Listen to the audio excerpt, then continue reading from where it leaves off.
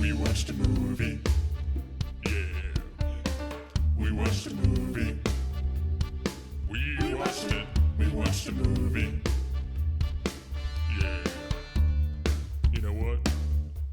We did a review. We watched a movie. We watched a movie. We watched it. We watched a movie. That's what I believe. We did a review.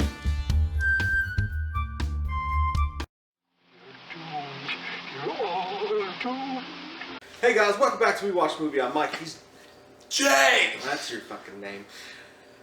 Yeah. So we're gonna review The Lost Boys. It's a classic vampire tale full of glitz and glamour and Robert Pattinson and Kristen Stewart. It does not happen. It does. good. Twilight's fucking glitter. So Lost Boys is a classic movie from the 80s. Everybody loves it. Everybody knows it. Everybody wants it. Everybody wants to have sex with it. No, I still believe. You know what's funny? That this was directed by Joel Schumacher, but you could say, okay, pre-Bat Nips, you could say Joel Schumacher can make good movies. Like, he made Phone Booth, he made this, and you're just like, holy fuck, but you can still see the tendencies of him to want to go into that erotica. Yeah. Like, that guy on the stage, like, I still believe. And the way he's dancing, he's got like the fucking metal straps and shit. He's shirtless, and he is greased up like a fucking. I fucking love that guy, dude. He's cool, love him. but he's so happy. He's just this big, fucking, huge, buff guy on stage with a saxophone and just smiling. He's like, I still believe. But dude, he is so greasy looking. Like, I was like, he looks like a fat girl that had a cookie for like after like a millionth cookie. She's like,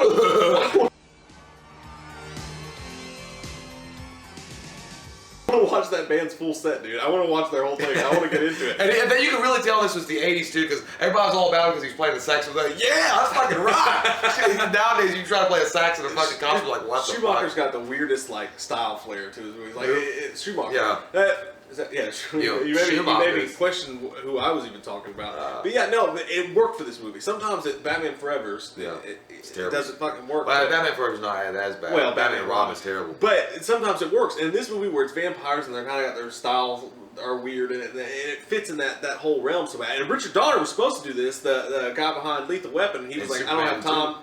Yeah, and he's like, I don't have time, so he passed it on to Joel Schumacher, and he was like, it was the best thing I could have ever done because I could not have made this movie the way he did. Because it was originally like Schumacher, he said, he was like, I was kind of fucking an asshole about it. I was kind of like, this is a kid's movie. And he's like, but he changed it, and he changed all the stuff about it. So this was really his baby, man. You can kind of see it where it wanted to be a kid's movie sometimes. Yeah. Because they had the Frog Brothers and Corey Haim in the film. I did love those guys, and I love the whole thing around them. And I kind of wished that when I was watching the movie that it would fucking like be more about them. Like they would be more the centerpiece instead of Michael and the whole romance. Because I'm not saying like I get the romance part of it, and I get why they had it in there, but it just really felt like it was kind of shoehorned in to make sure it caught the audience. I liked it. I liked it for the parts where he's chasing her, and then like Kiefer Sutherland, who's badass. Dude, he's in this fucking movie. bad. Like, I this love movie him, to me is like it's Billy Idol's cousin. It's like Michael. But when he's chasing her and they do the whole like they ride the bikes or whatever, and he gets in the fight with him. I like that whole part of it. Like he's chasing this girl and he's new in town. That all stuff worked. But afterwards, the fact that they kind of had to force in a romance, I didn't think. You know what the whole thing was is like I always thought that Michael too. I mean, he's a good actor. I mean, I liked him in the movie. But every time I saw him, dude, I just thought of NXS or NXS. I used to that old band, and he was like, "I need you tonight." He looked like that dude. He looked just like him. You know who that was? Do you know that guy, Jason Patrick? I think his name is.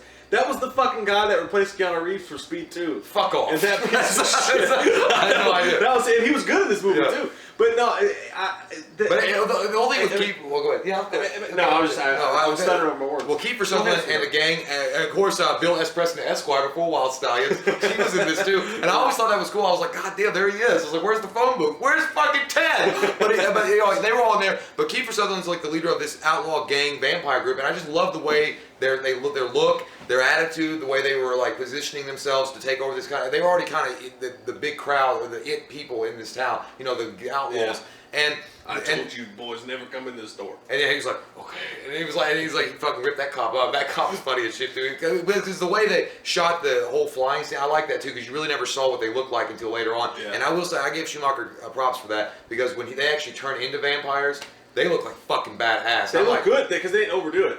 I thought they were going to go, in the end, they kind of maybe went a little dust with the fucking feet. Dust till dawn with their faces. They almost like overdid it just a touch. But no, it was really just like, And that's what he's thinking. The main thing was they wanted to have these young, fresh-faced looking guys, you know, Kiefer Sutherland. They didn't want to change them too much. But yeah, that was badass. When their faces changed, it was like, ew. Yeah, well, and also the graphic violent scene when they're like killing all those guys around when they all have their Native American dance. Who the fuck does that? Even in the 80s. Like, they're all dudes. Where's the women's? And you're all dancing around a fire. What are you doing? And they're like, yeah, it is a song. Where's the platter? It's a song. But it's like, you all got drunk and then just Arby's, we got the meat. Yeah, but it's like the double-decker. But I was like, why did they just get drunk and dance around a fire? Like, that's okay, I guess. Let's take our shirts off, guys. Yeah! Wow, dude, I was playing disc golf. I don't know if I told you this yet or not. I was playing disc golf one day, and I swear to God, all I could hear in the woods coming up was, and there's nothing wrong with disc golf, go fuck yourself. This guy's coming up in the woods, and I heard, just in the distance, that monkey, that fucking monkey. And then these dudes come up with a fucking boombox doing like sidekicks and shit, like jumping up in the air and doing fucking somersaults and just running through the woods. And I was like, that's kind of like just like Lost Boys. What speed have you done? Yeah, how much acid have you tripped? Yeah, but I mean, overall, like I love the way that the graphic violence, like I was mentioning, like you know, they show them like ripping the fucking scalp off of them, and you see part of their brain, and they show it really fast, and they have it in like this red illuminated light, which makes it even kind of creepier the way it looks. And I thought that was awesome as shit. But the only thing I didn't get is like when they let Michael join, it was just like, hey, all you had to do was hit on my girlfriend. It's no big deal. Yeah. And then he's like, now you're in. I know. And then I'm like, I like the cut of your jib, boy. And he's like, come on, Michael, how far can you go? And then he's like, just you, man. Just you. He said it like 8 times. It's like, that's the weirdest thing to say. It's like, just you, man. Just you. I'm surprised after that he went like, but when he punched him and Kiefer Sutherland didn't even have blood on his fucking lip, and he just looked at him kind of small, I'd be like, I'm going to buy you a new jacket. I would have been scared. Well, I mean, he did it in front of all his crew, first off. That's fine, he had balls, but then he punched him, and the guy turns and looks at him. When you punch a guy and he turns and looks at you and smiles with his dangling earring and his Billy Idol haircut, that's when you say, I'm going to buy you a fucking great brand new leather jacket. Not fall. Thou shalt subscribe. I wish we could read that song. But yeah, the music was great too. And then of course you got Corey Haim and Corey Feldman in this, and brothers. they were cool. I like not the Frog Brothers. But. Well, I did like how Corey Haim goes into that comic book store and they think he's like a geek or like he's like a frozen yogurt kind of guy. Yeah. And then he was like, I'm actually looking for a Batman number 14. He's like, that is one serious book, man. Dude, I love the comic book store scenes. I was just psyched to see the comic book and the fact that these two guys like run the store. Yeah. That was really just fucking cool. That was like it fit in that whole Lost Boys universe right there so well. And like he comes in there and dude, the Corey Haim's character, I'm not sure for a second there I thought Joel Schumacher was trying to pull a Freddy too. Yeah. Like a little over-sexualized kind of thing, because you know, like the picture, like little things, like the picture on his door. I think it was like Rob Lowe, like half naked, covered in sweat, and then he's in the bathtub, like all like singing and stuff like that. Well, that's like the erotica I was talking about that Joel Schumacher just instinctually has. He didn't go there. No, he didn't. But he suggested it sometimes. Like I was like, is Corey Haim thinking? I mean, who doesn't have a half-naked picture of Rob Lowe? Okay, I mean, who doesn't have that on their wall somewhere? I did love that. I did love when his brothers turned into it. It has so many points to it. You've got the testosterone like dude fighting with this group of guys and then picking on them or whatever, and then you've got the Frog Brothers thing going on, and then you got Corey Haim at home with his brother. My brother's a vampire. You could have made a whole movie just based on that. That's what I mean, and I wanted, like, honestly, I love the movie. I mean, it's a great fucking movie. It's a classic, but I wonder what it would have been like to have just the Goonie-ish kind of adventure feel if they just kept it on the Frog Brothers with Corey Haim exploring the town and hunting down vampires. They talked about that. They talked about how they were going to make a sequel, which I didn't even see the sequel. No, they talked about how they were going to make a sequel, and they were thought about doing an all-girls version because everybody was dead. But they also talked about doing just what I would like to see, man, is they went back and they just told the Frog Brothers story. Like, because, I mean, how did they get that comic book store? How did they already know so much about vampires? Well, their parents are potheads. Yeah, but obviously something had happened before with vampires. There was a story that happened. I wish they would have done a prequel and just told their story. But the funny thing about them is, dude, I honestly don't think, and the one guy, not Corey Feldman, but the other guy even said it. He was like, they told us to go watch Rambo and Terminator and do it. We're going to act like that. We're going to be like that type of guy. And I think that they thought that they were being taken seriously. That's terrible for them. Like the other guy even admitted, he was like, no, halfway through everybody's laughing. I'm like, is this bad? They're like, no, that's what we wanted. It's a joke. And he was like, I thought we were being serious. I bet Feldman did get pissed though. Yeah, I'm sure his pride was wounded when they were like, haha, that's the greatest fucking acting I've ever seen. Your comedy timing is genius. He's like, this is fucking serious. It's like, you know how many times I watched Rambo? Because he even wears the he's like, thing. A lot, man. Weapons check. I did, and another thing I like is I actually like the relationship and the way they had chemistry with Corey Haim and his older brother Michael, because it was just like it was so fucking perfect 80s brother relationship kind of stuff going on. Because he's like, my own brother, a shit sucking vampire. Well, wait till Mom finds out, buddy. And he's running up the stairs. Goddamn shit sucking vampire. I just love that whole fucking thing. Like, I don't know why. Yeah, it's like this movie is like one of those movies like the leaves are changing outside, you're driving home from work, it's a shitty day, and then you're just thinking back of your head that thou shalt not. I was like, I got Lost Boys to watch. I'm gonna get some popcorn and have Taco Bell too. Their mom was fucking stupid. Yeah, I was like, no wonder you're in That's this shitty situation. You're an idiot. That's the one thing I didn't like. I didn't like the main vampire in it, like the head vampire, because I thought that whole thing. I mean, I liked him. I just thought they should have kept the focus on Kiefer. Yeah. And this made him the main guy, and then like had him in the movie more, and then like because they die so fucking fast. Yeah. Like the whole gang. Usually the ending is the only thing. It kind of just feels like it just wrapped it up really fast. It's like you guys are supposed to be like the badass people of this Santa Ana, Carla crazy fucking town, and you just get your ass whipped by a new-made vampire. Yeah. It's like it's the only thing about it. There wasn't enough of it. Like this movie, it was like 3 movies into one. And I love the vampires, the Kiefer Sutherland's crew. Like they had that whole area that was there because of the fault line. Oh yeah, the old hotel. The stylish of this movie, the darkness of it, that was badass. I like that scene. Great When he takes him into the cave. Yeah. And he's like trying to get him to eat those maggots. He's like, Michael. how's the maggots? And he's like, and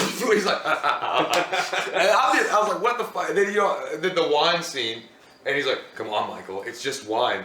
And then I mean, it's perfect fucking. I mean, it's just like the perfect peer pressure moment though. Like, no, I mean, I would if I had just met a group of dudes and I was trying to impress this girl and he handed me a big bottle of wine and he's asked me, are you gonna drink this or what? I'm like, fuck, it's fucking wine, you pussy. I don't think he told him it was wine. No, he did. He said it was just. He always said have a drink, and he was acting like it was wine. Yeah. And the girl was like, it's blood. And he's like. Pfft. And he's like, but you know the thing is, like I probably would have done it anyway just to impress the girl. It's like, it's fucking wine, douches. I was like, we got Finnegan's next? I thought you were hardcore. it's like, where's the fucking coke? Let's store some of that shit. And then they were like, this guy's a bit crazy. But it just felt like, I don't know, and then he just gets made a member of this group. I know that they were setting him up to be her first kill, because you have to be killed, or you have to kill somebody to fully become a vampire, but it just seemed like they rushed him in to be a part of this crowd, and he had to be the one lost boy that didn't want to really go with Peter Pan. Yeah. It just, I don't know. If you want to get nitty gritty about it, I mean. I'll get nitty gritty. But no, I mean, but all in all, it's a classic fucking movie. I fucking love this movie. It's hilarious. It's a one of a kind. One of those few movies. Yeah. I don't think it was even set out to be one of a kind. They were just trying to make a vampire movie or whatever. But it just the way it came out was just like that's why it's called classic, because it's just you can't recreate that kind of movie. It's kind of a happy accident. I hope they never try. No. I mean, I could totally see them doing it with like a younger fucking like Justin Bieber-ish type cast. It'd be terrible. And Justin Bieber was like, I can't believe we're going to this new town, Mom. Let me sing a song. And his fucking hair, the first thing I do is I'm going to rip that shit out. Thou shalt not fall. But yeah, so, I mean, I'm going to give this a 9.0. I fucking love this movie. I'm going to give it a 9.0 too. I mean, there's not much else really. I mean, other than the fact that, I mean, Kiefer wasn't in it as much as I think he should have been. I think that he should have focused a lot more on the Frog Brothers with Corey Haim and hunting the vampires. And that they shoehorn sometimes the romance in. Other than that, I think it was a perfect movie. Absolutely. Get it done. And the question of the day is, if you guys could do a prequel sequel, I know that they did one, but we won't speak of this nonsense. To the Lost Boys, if you were going to continue that story in that time, yeah, in that time, what would you have done? Would you have gone with the Frog Brothers? Well, because some of them were dead. Kiefer Sutherland was dead. What would you guys do? Would you go to a completely different area, do the Halloween sort of thing or whatever? Halloween 3. I mean, obviously, No. if it was me, I'd done a sequel to it, and then I would have just had the Frog Brothers and Corey Haim coming back and hunting down maybe the rest. Maybe they found another nest. I've done a prequel. You had Kiefer in it and just the Frog Brothers, and not. But you couldn't have Corey Haim. No, at all. you could throw like little barbs out, like have Kiefer off in the distance. You could show how Kiefer Sutherland became a No, vampire. you could do that. Yeah, you could show, but mainly you show the Frog Brothers. But he was immortal. He might have been made a vampire in the 1920s. Shut up. Yeah, you gotta get God. that. Gotta be a filmmaker. Comment below, let us know. I was gonna like, say, well, here's what? the other question: would you drink the wine once you've done it? From the Fur Teacup? Like, would you have drank the wine from a guy that looked like that? And he's like, drink it. Yeah, just to fucking. That's what I would have. You know, It's like, are you being a bitch? It's not a big deal. It's like, tastes like fucking blood. It's like, give me some more. I like when it tastes like. He was like having an orgasm, and they're like, yeah, Michael! If I was Michael, I Michael! made fun of Kiefer when he took the drink, because Kiefer takes just. I'm like, really, dude? Yeah, really? but when You're Michael, a big badass, aren't you? all those guys were like, Michael, yeah! And they were like, and I would be like, are we gonna be raping now? It's like, but yeah, so. Comment below, let us know, guys, and like, comment, subscribe, like us on Facebook. Shit, there you can't get here. I'm Mike. How many times am I gonna fucking say our names? I don't know, lots. Gotta get it. I tuned in. Really care. Until next time, guys. Thou shalt subscribe. That's just subscribe. We watched a movie. Yeah. We watched a movie.